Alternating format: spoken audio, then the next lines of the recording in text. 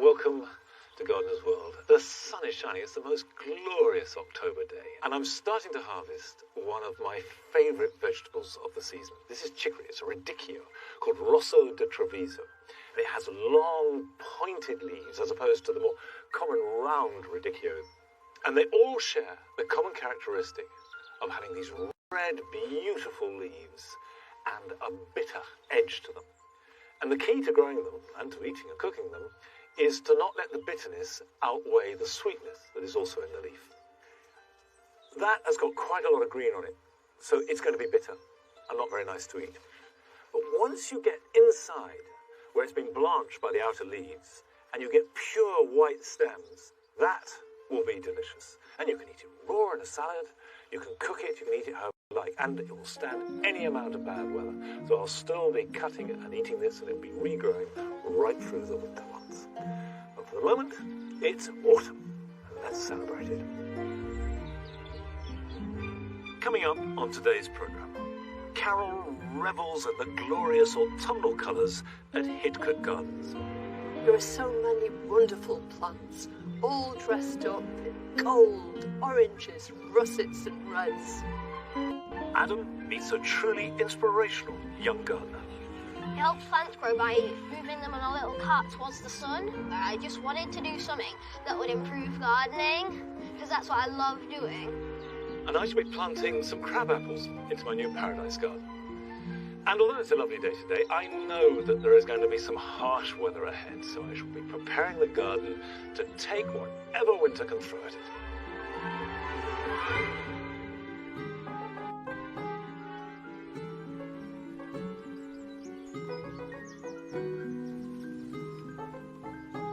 It is easy and all too human on a day like this when the sun is warm and the light is just sparkling through the branches to think that autumn is going to run and run. But you know, and I know, that winter can pounce and we need to prepare for that. Cannas I leave until they look happy, and as long as they're still flowering, that means they're okay. With a dahlia, they can actually take some frost damage, and you can see the frost has hit this. When you see the leaves blacken, that is the time to dig them up, and that can vary from garden to garden. So what I'm going to do is lift this whole David Howard that has been frosted, and I've got free draining soil. Then you can, of course, leave them in the ground, and a lot of people do leave dahlias in. If you do leave them in the ground, cut them back and put a thick layer of mulch over the top as just a little added protection. Right, let's dig this up. The important thing at this stage is to get as much out of the ground as possible without damaging it. So we'll dig round it. Right, there we are. One thing, do make sure that you keep the label with it, because by the time the foliage is gone and you're just down to tubers, dahlias are really difficult to identify, almost impossible. Right, that's stage one. Let's go to stage two.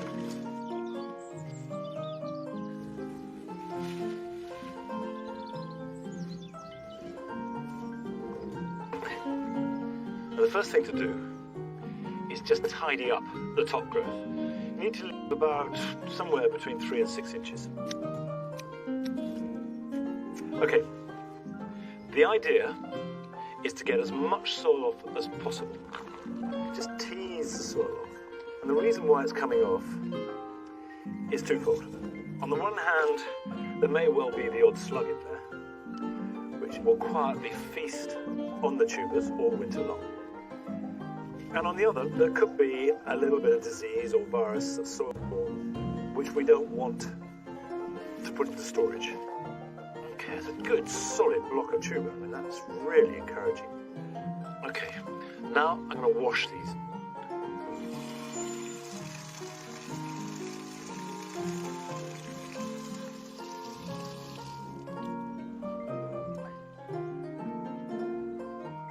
Now, this is obviously very wet. And with dahlias, it's a trade-off between keeping the tubers moist, because the worst thing that can happen is they dry out, but at the same time not putting it away with too much dampness because that can foster mould. So you leave it to dry, and you can do that upside down. If there's any moisture in these hollow stems, it literally drains out, and the tubers will come to no harm at all for a few days, even up to a week if need be, if they're stored in a cool, dark place indoors. But sooner or later, when it's dry, you need to prepare it to last through, right through till next spring. And we use these crates a lot, and actually this one's too small. There's so much tuber on there. I'm going to take this out. I've got a bigger one. A little bit deeper. Put some newspaper in the bottom, like that. And then that I would let this dry out for 48 hours. This is just a demonstration. And then fill round it with either spent compost. I've got here some coir, which is very good. If you've got vermiculite, perlite, even sand, all we're trying to do is stop the tubers drying out. That's the main purpose of it, as well as adding a little bit of protection against the cold. You don't want it to grow. Once the tubers are covered, whether they be in a pot or a box like this, put them somewhere cool and dark. It could be in a garage or a cellar, a shed, anywhere which is reasonably rodent-free and definitely frost-free. And if you put the effort into looking after them at this stage of the year, then you can know with confidence that they will be in the best possible nick to shine in all their glory next summer. Now, in fact, the things that are shining brightest in the garden at this point are not flowers at all. They're berries. This is the season above all of them, berry. And we went to 3 gardens in Dumfries and Galloway to see berries at their finest.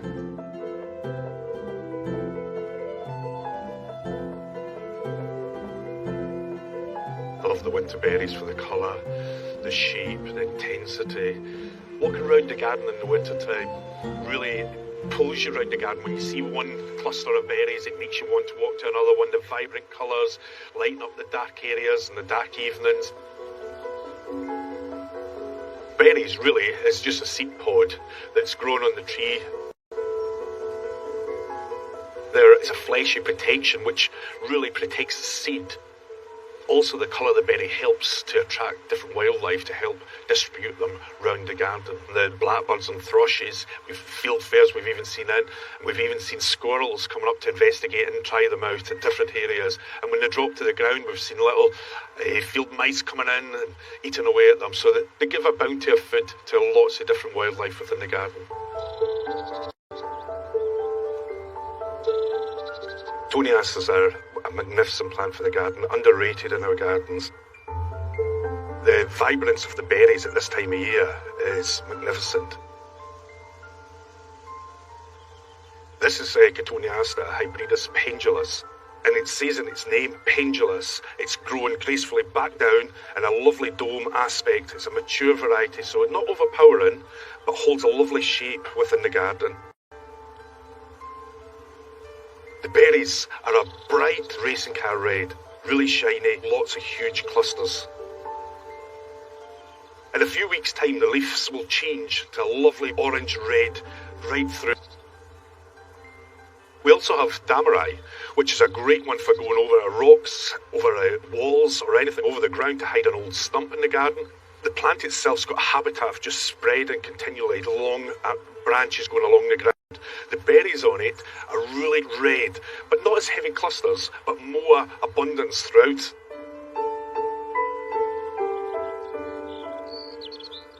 We're in the wall garden with Pyracantha Sol d'Or. It's been grown as a wall climber to really enhance a dark area in the colder, weary winter months. The berries, as you can see, are very intense, a bright yellow and huge clusters throughout. Constantly jumping on and off this plant throughout the day. You often see members of the public watching them, coming on and off.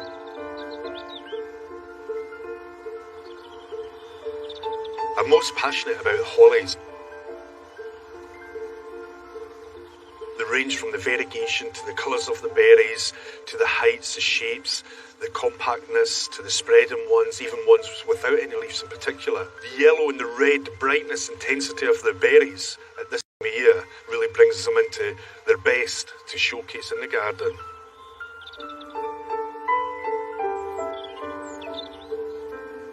To guarantee the berries on the hollies, you really need to understand that some are self-fertile and will produce their own berries, but others you need to really have both male and female present, and keeping them very close together within the garden. This holly is called amber. You'll see that the berries are starting off quite a green, but going through to a really strong, vibrant yellow colour.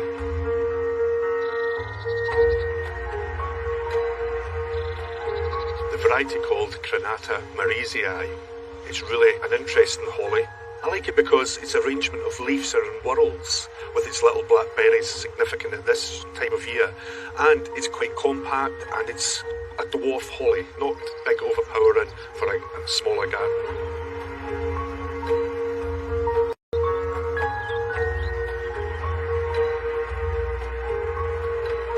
It's joyful seeing the berries. Everything else is in shut down mode, but the berries really entice you to have a really close-up look at them.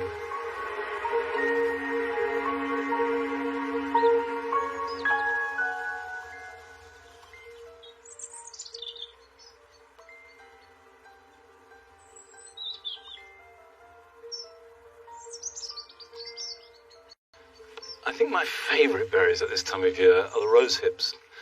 They can either be in clusters, like this rambler rose, scrambling through the apple tree, or your real bonus after the flowers of summer. Of course, to get the hips, you must leave flowers on. If you deadhead all the flowers, you'll not have any hips at all.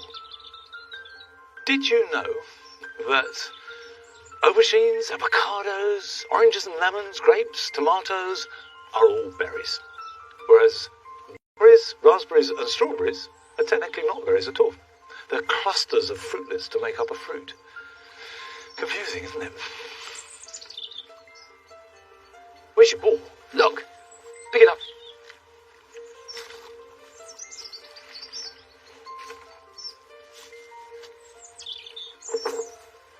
It's been a tough year for Dicksonia antarctica. That's the tree fern we have here. It only just came through winter. But if the hard winter wasn't bad enough, for them they've had a hard summer. Because tree ferns love mild, damp conditions. Well, it's been too hot and dry for them this summer. This is the bigger of the two, but the other one here is really half the size that it was last year, but it'll be okay if I protect it for the winter. You just need to get in here and protect this top section. There's a sort of soft cone in there, which can freeze, and if that freezes up, you can lose it easily. So the first thing to do is to get some straw if you can, but failing that, I suppose you could use shredded paper, some bracken, or some packing material, and stuff it into that cone.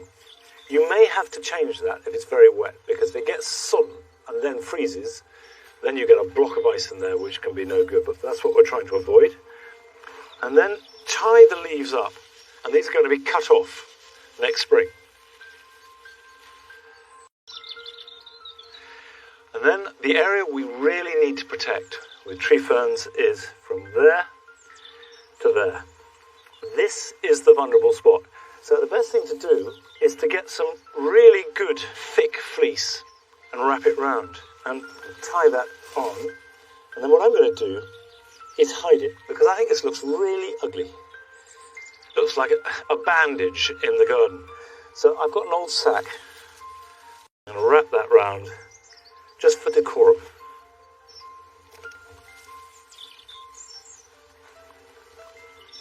That looks a little bit nicer.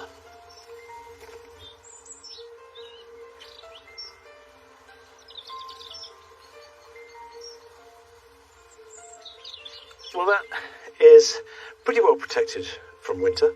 And as a last resort, I can always lift them. They've got very, very small roots, so I can dig them up, lift them and bring them into the greenhouse if we get prolonged, really bad weather. But that will be the very last resort.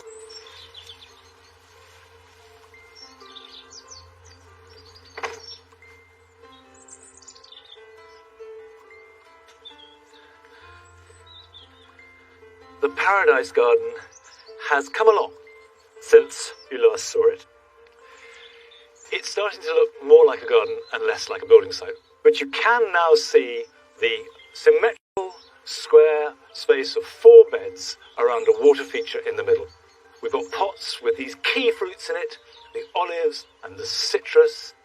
But the water feature has been a main piece of work. And this is sitting on a concrete tank. And then there is a mesh, a really strong mesh that goes over the top of it. And the water just goes through the cracks in between the flagstones back down below. Now, we've used Corten steel for the heating, but I think it's time that we turned on the pump. Obviously, your electric connection has to be cabled and put in properly. Ours comes underneath this path. Never put it wherever you're going to plant. And actually, at the moment, just comes to a point by the hedge. And then we will get an electrician in to connect up to the supply. Have all the right connections and fittings. Just for the moment, we've got it on an extension lead just to try it out. Even so, with an extension lead, it's a good idea to have a circuit breaker that are cheap and easy to buy, and that just does mean there is no danger at all. So, if I plug this in, it should connect up to the pump, and we can have it working.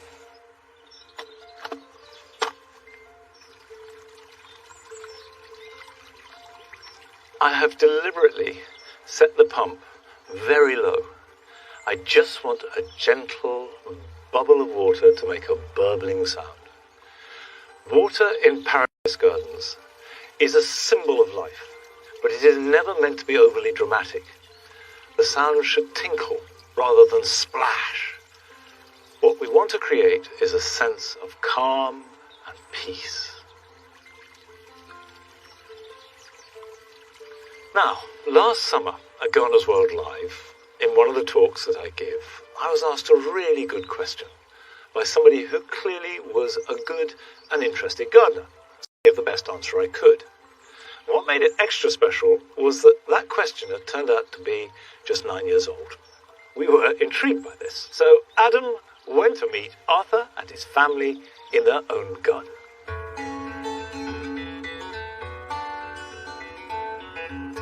So Arthur, tell me when you first started watching Gardeners'World. It was the one episode where you were designing a community garden, I think. Right. And I just saw it, and I was just like, I was about 1 year old, and my grandma first got me into it. She was big on gardening. And Dad, were you into it at all? No, not at all. I thought gardening was all about cutting the grass, really. It was Arthur who got me, you know. I mean, I love working with Arthur in the garden. You going to show me around? Yeah. Right, lead the way.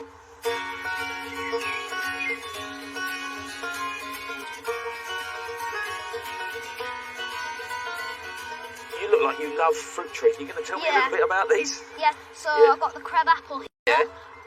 Planted when I was 5 or 4 years old, I think I was 4, and it's rooted in quite well. So you come out and you water them a lot and look after them, yeah?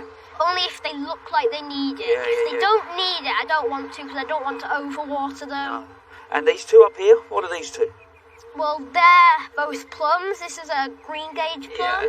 So do you give this any sort of pruning? I've gave it a pruning this year. Yeah. When Monty said, jobs for the weekend, prune your plum trees. And this one, so what's this called? This is an apple. I think it's called Jonathan. Yeah. It's along a trellis. Yeah. So it's trains so that it gets more side branches along the bottom. Yeah. And aren't they the ones that produce the fruit? Yeah, they are, mate, they are. And Yeah. obviously if you grow it like that, Yeah. you could get more into a space, can't you? Yeah, you can get more fruit as well. It won't be that long before you'll have loads of fruit on there. No, it won't be.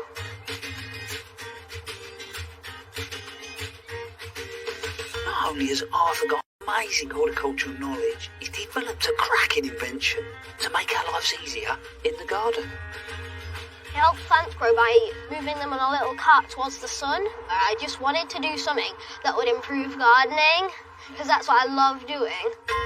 His school entered his idea into the Little Inventors North 2030 Challenge to create something useful for the future. From over 2,000 entries, 16 were chosen to be made into prototypes. And one of those was Arthur's Super Grow 11,000. It's a simple track which allows a plant pot to move along and follow the sun.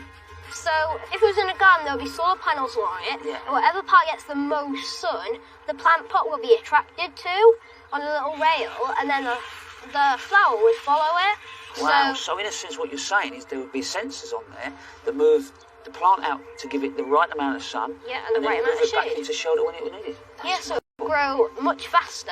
That's brilliant. Arthur's making the most of having me here. He wants a hand to fill a raised bed for his younger sister Charlotte, who has special needs, and loves spending time with him in the garden. He's also got some plants in his nursery area that he wants to show me.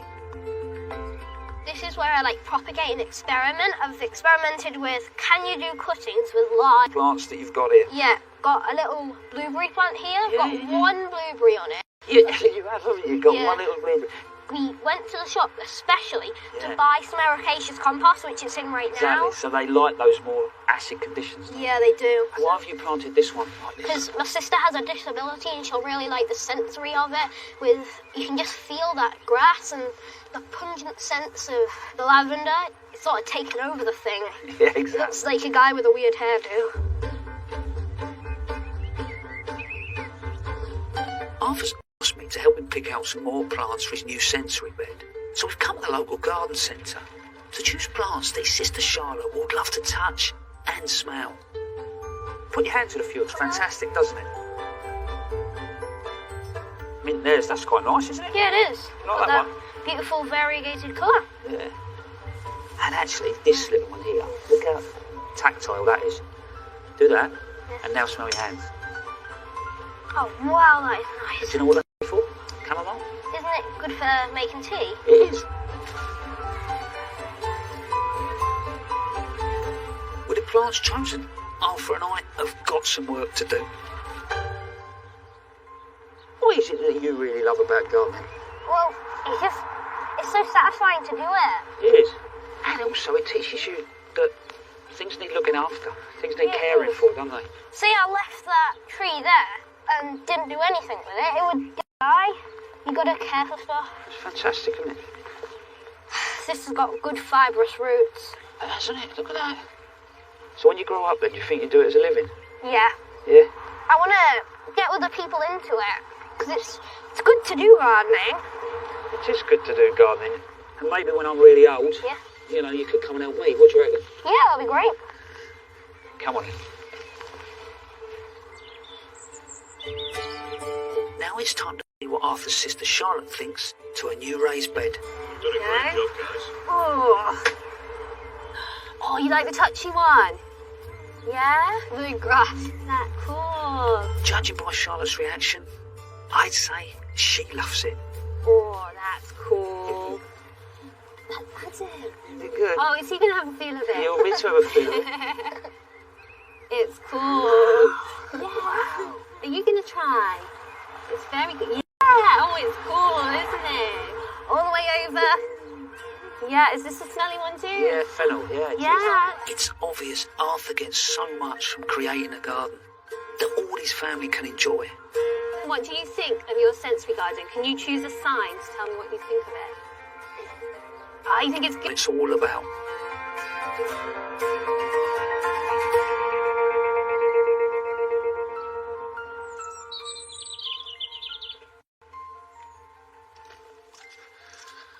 Well, they are a lovely family, and I bet the parents are very proud of both of them. It does show that gardening is accessible and can be enriching for everybody. Doesn't matter who you are, where you are, how old you are, how you are. There is so much to get from it. Now, a plant that I get a lot from in terms of beauty is Meconopsis. This is the Himalayan poppy, lovely blue flowers in May. And it's one of those plants that is notoriously difficult to grow because it's only really happy in cool, dampish summers and mild, dampish winters and in ericaceous soil. But I've got a few plants here and I'm going to do the best I can for them. And at this stage of the year, that means mulching them. What you mulch them with is quite important. What I've got here is composted bracken, and that's ideal because it's acidic. So the first thing to do is cut them back. So just take off this year's stems.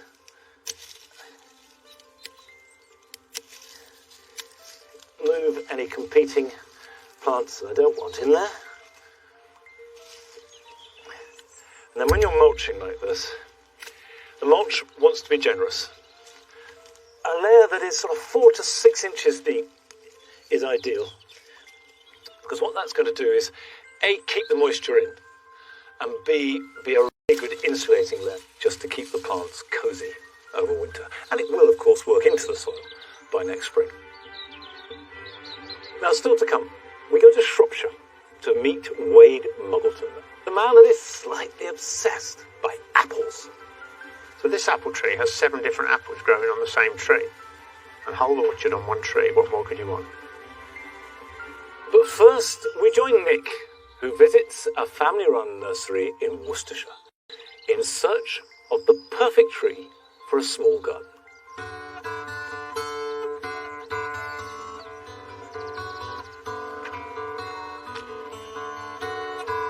Trees are the green lungs of our towns and countryside, towering cathedrals of nature, shading our parks, forests and woodland, and of course, our gardens too.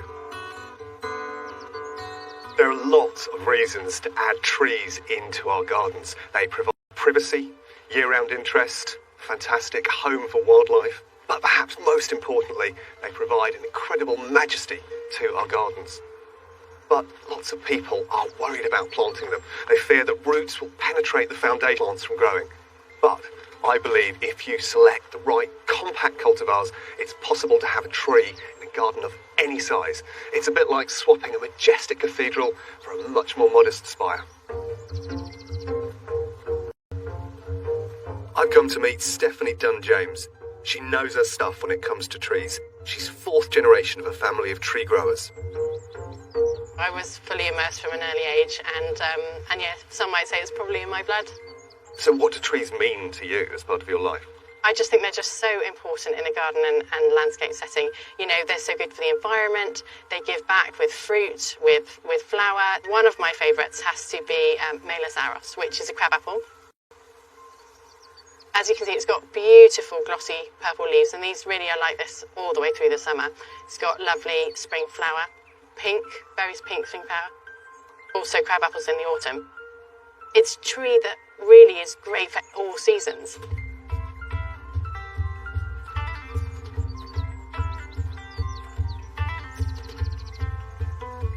Gardeners often approach me with concerns that tree roots are going to cause subsidence to their properties, but the truth is subsidence only really occurs on heavy clay soils, and it's normally triggered by water-hungry trees like oaks or like willows. So the only thing you need to be aware of is the eventual width of the canopy to make sure you plant the tree far enough away from the house that its branches aren't going to be bashing against the windows or the walls. That way you'll have a happy house and a happy tree.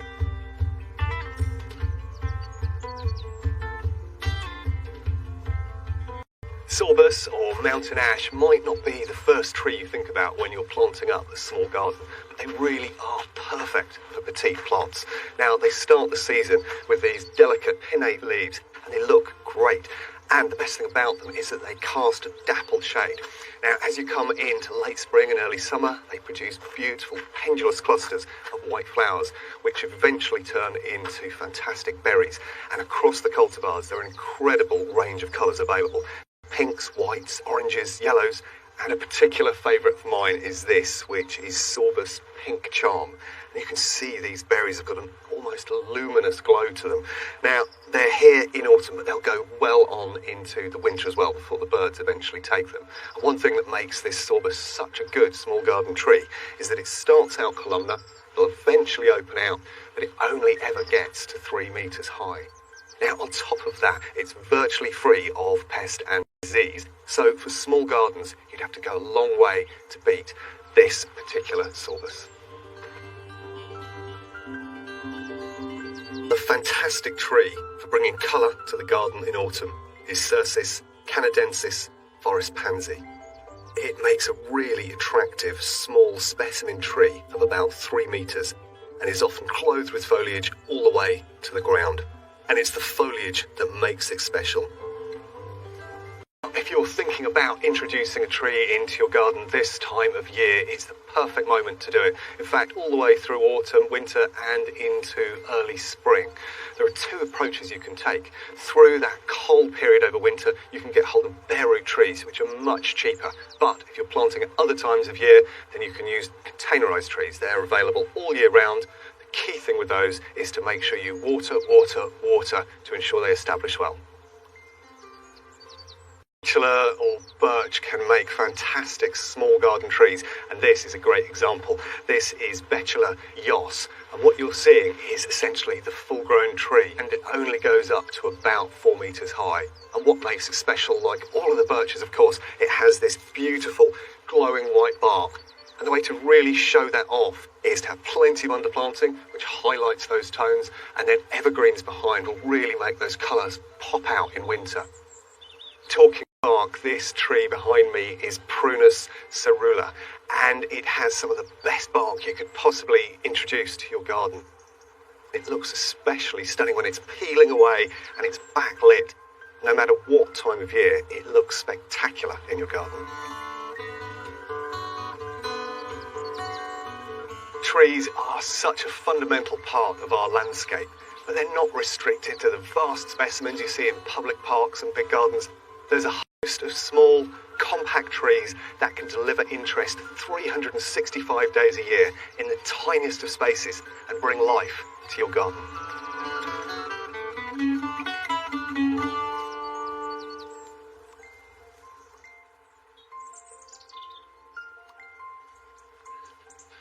I couldn't agree more that there is not a garden, however tiny, that can't take a tree. And I've planted lots here at Longmeadow, and the one thing that I've learnt above all else is that you get as much pleasure from watching them grow from a little sapling as you do from seeing a 400-year-old oak. So plant trees and grow with them. And that's what I'm going to do now.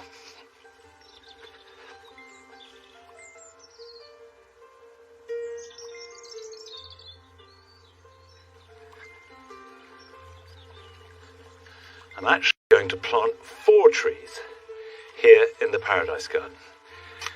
Fruit gardens rather than flower gardens. So what I'm planting are 4 apple trees, but they're crab apples because they will give beautiful blossom. In spring they won't get too big, and then I've got the lovely jewel-like little fruit which also make great crab apple jelly. And actually crab apples are also very good pollinators for apples. So if you've got an apple and it's not producing fruit, you can plant a crab to pollinate it. And I'm going to put one in the dead centre of each of these beds. I'll show you. Because these beds are so symmetrical, it is important that I plant in the dead centre of the beds and they're lined up. So I've put a small stick at the centre of the outside. So if I just draw across, I can pop that there.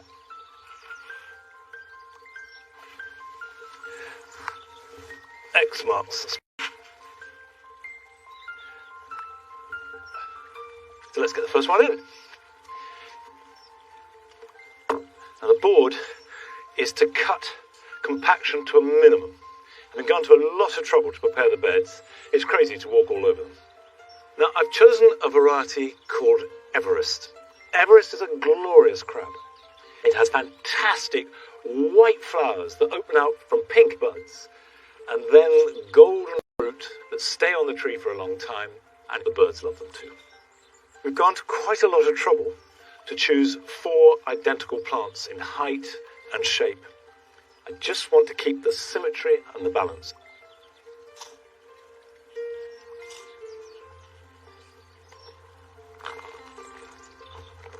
It's really important when you're planting any tree to keep the soil level above the soil level that you're planting into.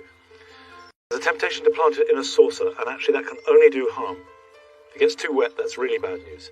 So if you put it on a slight mound, the roots will grow down and they will find the moisture and they will anchor nice and strongly.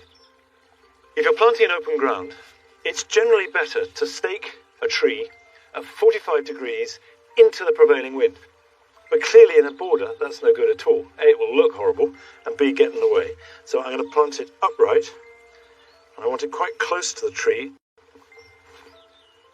It means banging the stake through the edge of the root ball, which might do a little bit of damage to the roots, but it will do no long-term harm to the tree. With any tree, you should stake it for at least 2 years. Tread that in firmly.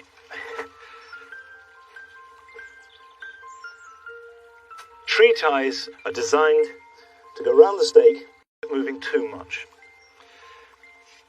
Now at this stage, before I backfill anymore, I'm going to give it a really good soak.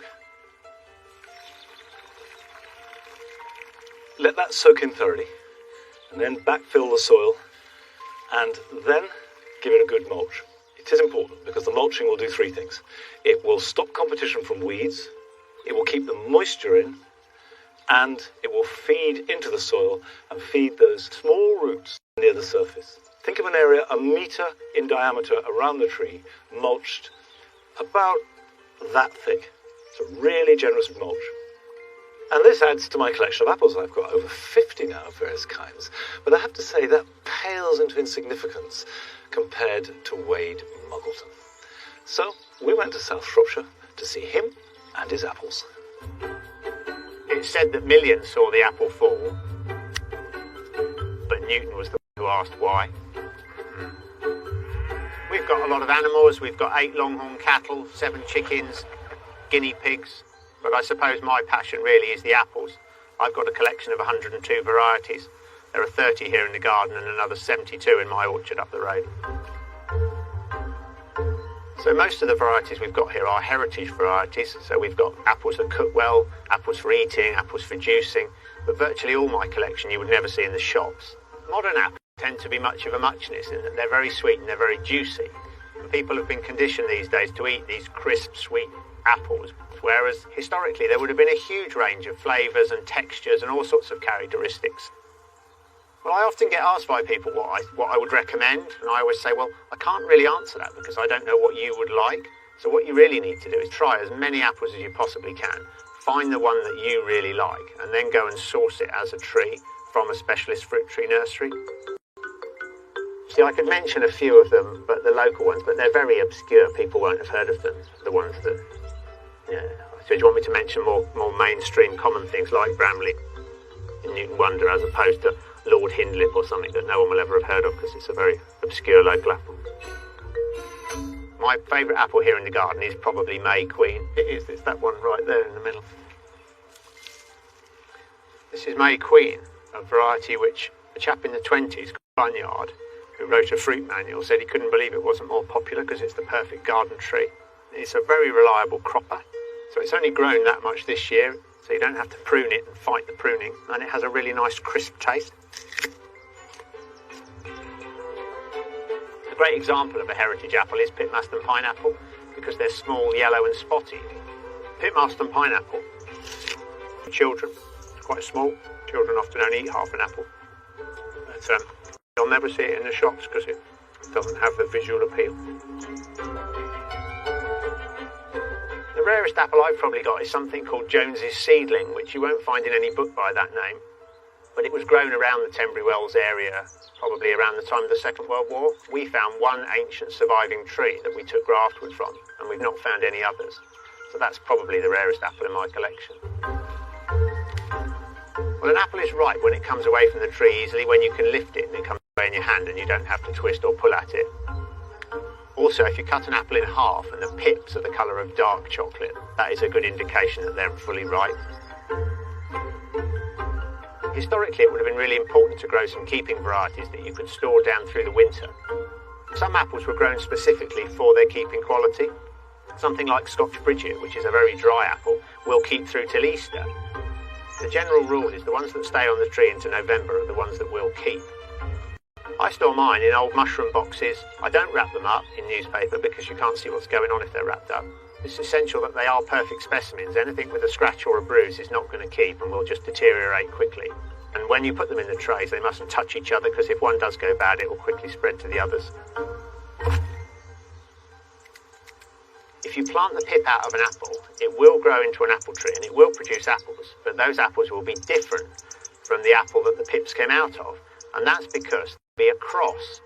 So in order to get the variety you want, you need to propagate it vegetatively, which means taking a cutting and grafting it. So if you wanted to add a variety to an existing tree, you would do it in March when the sap's rising. This would be the branch of your existing tree, so you use what I call a shirt collar graft. So you push the knife in until you feel it go through the bark, and you then lever the bark up either side, making a sort of shirt colour, and you then take your cutting or your scion, which is the variety you want, and you put a splice cut on that, and then you literally push it down the shirt collar until it sits in there, and it's all about cambium to cambium contact. And that's how you add one variety onto an existing tree. So this apple tree has 7 different apples growing on the same tree. It was originally this crab apple, Alice John Downey, and over the years I've added various eaters to it. So we've got some nice lime green limelights up here, we've got some Kids Orange Red, there are some Spartans, the purple ones up the top, and then there's Herefordshire Russets on the end. We've got a few Sandlin Duchess in the middle here, and then down the end we've got some Scrumptious. One tree, what more could you want? Perhaps the most famous apple tree in Britain is the Bramley seedling, and that was grown from a pip by a small girl called Mary Ann Brailsford in about 1810 in a small village in Nottinghamshire. And in theory, every Bramley in the world is a graft of a graft of a graft of that one original tree. There is a saying that if you don't like apples, it's because you haven't found the one that's for you. There's an apple for everybody. There are sharp apples, sweet apples, hard apples, soft apples, fluffy apples, apples that look like lemons, apples that taste of honey. There's even one that supposedly tastes of coffee. That's king coffee, that is. That's supposed to taste of coffee, but I've never really managed to detect it. When you grow an apple tree, you are essentially growing a piece of living history.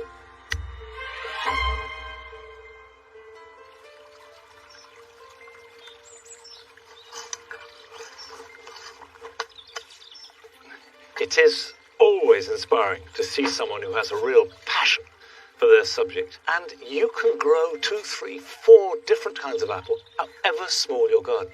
Remember, there are stopovers, cordons, espaliers, and to have those apples that you can't buy anywhere and to relish them as a treat is a wonderful thing. Now, I think I've probably reached the point here in the Paradise Garden where I will stop for the season. There are tulips to plant, and they will go in next month. But I'll leave the rest of the planting until next spring. And in an age when everything is an instant fix, I like the way this garden is slowly growing, and it will go on growing over the next year or so. Now, on a day like today, everything looks fantastic. In fact, this is one of the most glorious days of the year. It does remind you that autumn has joys of its own. And Carol has been to Hidcote to find and celebrate the treasures of autumn.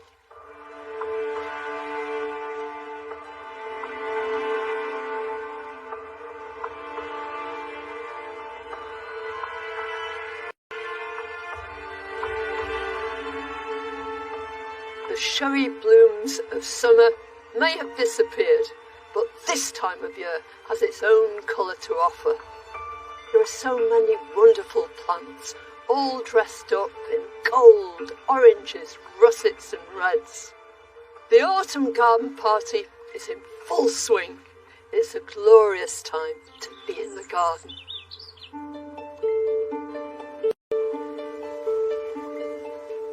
The change in the colour of leaves on our trees is the very first sign of autumn, and there are so many different varieties of trees. Even those with coloured foliage, though, adopt more brilliant hues at this time of year.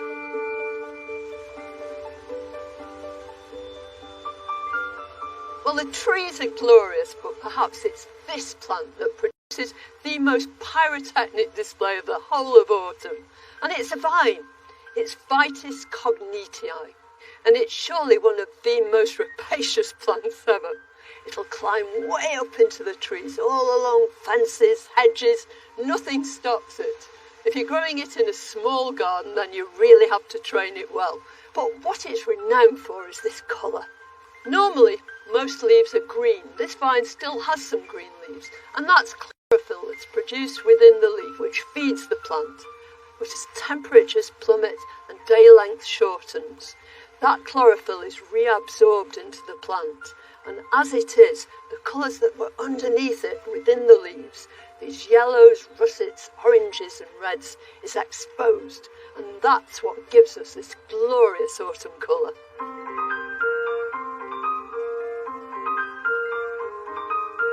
When you see some plants come out in the garden, then you just know it's autumn.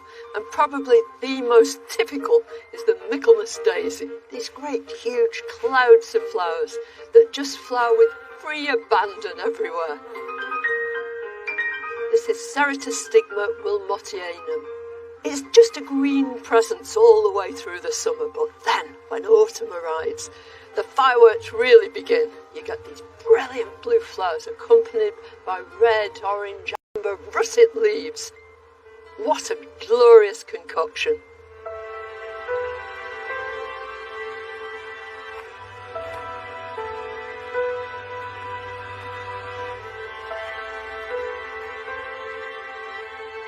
As well as shrubs and herbaceous plants, there are a whole load of bulbs that actually use the autumn to shoot through the ground and give their finest display. Things like these autumn flowering crocus, beautiful chalices of lavender with great big orange stamens. And don't they look just perfect with these fallen cherry leaves? These are true crocus, but there are other bulbs that look very, very similar, colchicums, but they're members of the lily family, and if you're going to plant them really, really deep, and they'll reward you with those beautiful flowers year after year. But right now, I'm down with the crocus and enjoying every moment.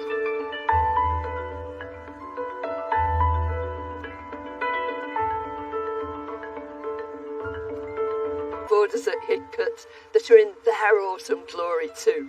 Things like this berberis. It's been dark and mysterious all through the summer, but now its leaves are changing to reds, ambers, glowing colours, and each little branch has tiny red berries dropping from it, almost like beads. There's the lovely cotinus that's got these big, gorgeous, dark leaves which are getting redder by the day. It's been pruned so that it makes these big leaves and strong shoots. But alongside it are plants that have been going strong since the summer, but they've joined in the autumn garden party. This deep red rose, Frensham, has been flowering since June, and it will go on flowering right the way through to the frost. It's covered in buds.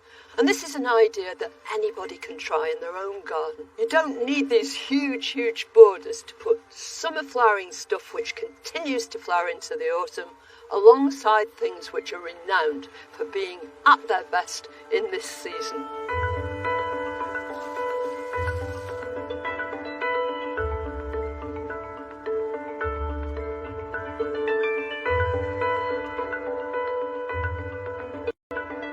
This garden's absolutely exquisite, and these beds are completely composed of plants which are tender, that have just been bedded out. Running right the way through everything is this lovely, deep, rusty orange bidens, and it contrasts so beautifully with the big purple leaves of that eupatorium. And it's not just the colour and the form, you've got all these differences in texture. Some of it's soft and fluffy, and other things like the Phacrea with big, sharp, pointy leaves. I think it's delightful, and it's something that anybody could achieve, and you don't even need big borders like this. You could do the whole thing in a pot. Add a little miscanthus, this one's morning light, and you'll still achieve the same effect. I think it's brilliant.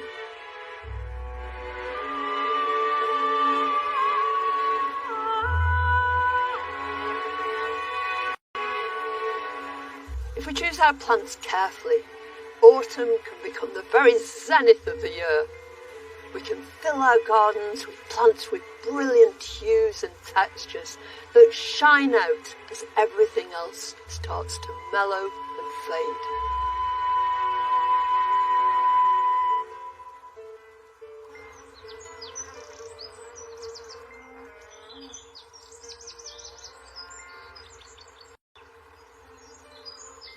Well, here's a plant of the season, if there ever was. Amarene has ever flowered for me. It didn't flower last year, although I planted it then, and now look, it's flowering. Amarenes are a cross between amaryllis and nerines, and this one is called Emmanuel, and it's got the most lovely, delicate pink flowers, but it's quite big, but with the elegance of a nerine. And like nerines, they do like a really good summer bake. So put them in the hottest, sunniest spot that you have. And then they'll start to flower in September, October, and go on well into November. Now, it's supposed to be hardy down to -10. I wouldn't risk that. I think once it gets really cold and we start to regularly get frost, this will go into the greenhouse. But until then, I'm going to enjoy it outside as much as possible. Now, talking about having fun outside, here are some jobs for this weekend.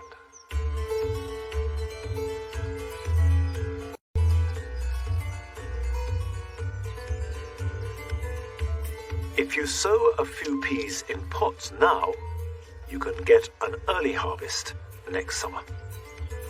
Use a normal peat-free compost, and I sow 2 or 3 peas per 3-inch pot. Cover them over and put them somewhere protected, but you don't need any extra heat. Watch out for mice, but otherwise they will quietly grow over winter and can be planted out as soon as the soil warms up next spring.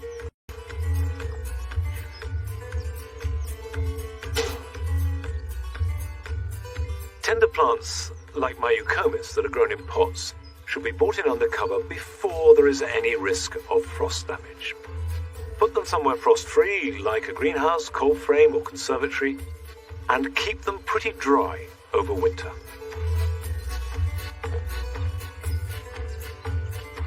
One of the best ways of cutting down on plastic use is to reuse existing plastic. So take all your plastic pots and containers, wash them, get rid of all traces of soil and any risk of disease, and look after them over the winter so they're ready for reuse next spring.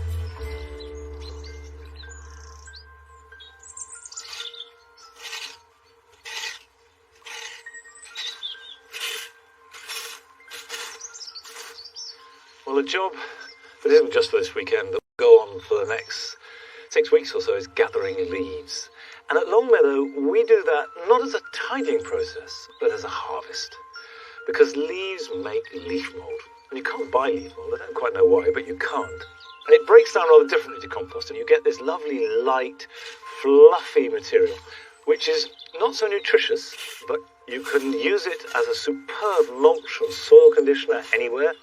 It's great added to a potting mix. And, well, that's it for today, and also for this year.